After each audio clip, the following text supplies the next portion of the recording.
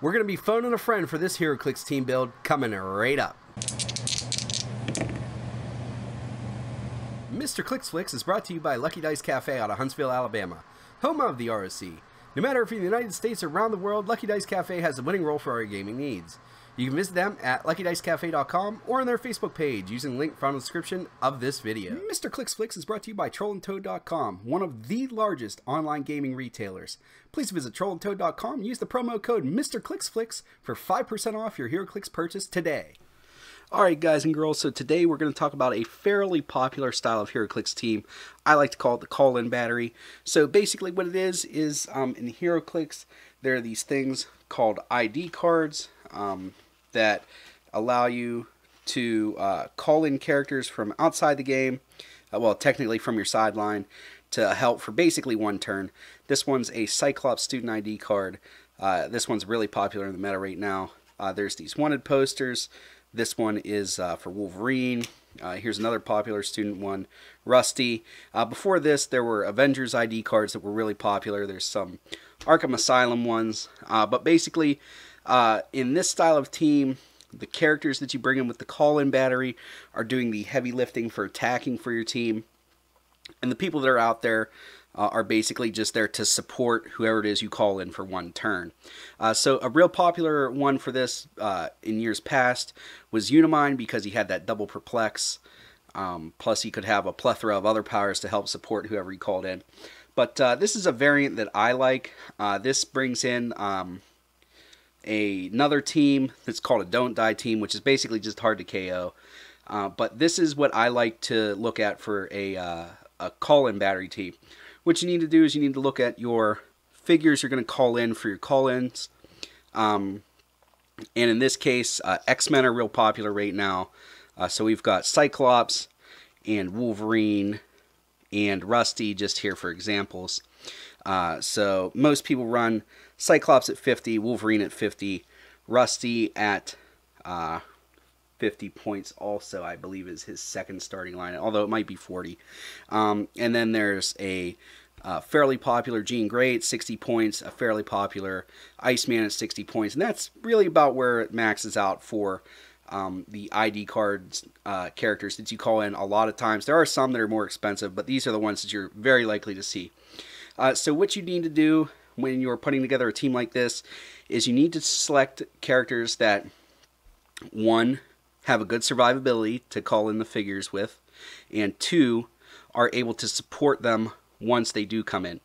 So here are the selections that I have, where if we were to call in one of these three figures, what we have.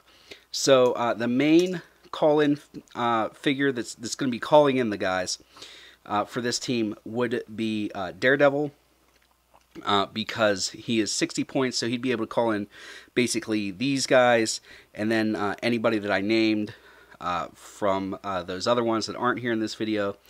And then that's basically it. He doesn't really have any support powers other than Perplex on the second click of each of his point lines.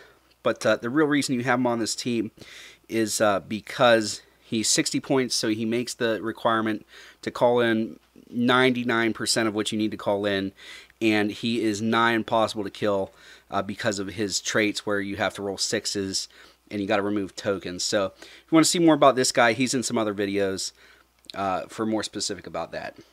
Then we have Lockjaw on this team because he has his infinity tokens, is really hard to KO. He's 75 points, so you can call in a few more ID cards. And then he has a pick a power, so you can select basically any power you want. It could be TK, it could be probability control, perplex, outwit, whatever it was you needed to support the character that calls in. You can do that, and he is very survivable. Has some things printed on his card already that could possibly help out a figure that gets called in. Just really tough to KO this guy also, and is able to support figures he calls in. Next up we have Joker. Typically if you were going to run him on this style of team, it would be at 50 points.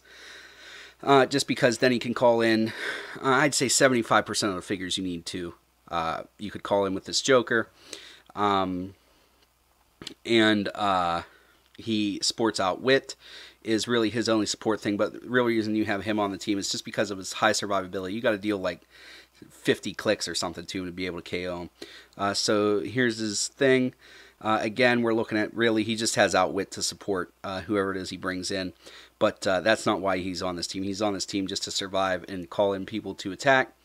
Then we have this corrupt GCPD officer who on her own isn't very stable, not a very reliable character to call in people with because she can leave the board. But if you choose either the Joker, Lockjaw, or Daredevil in this case, when she leaves the board, she will come back.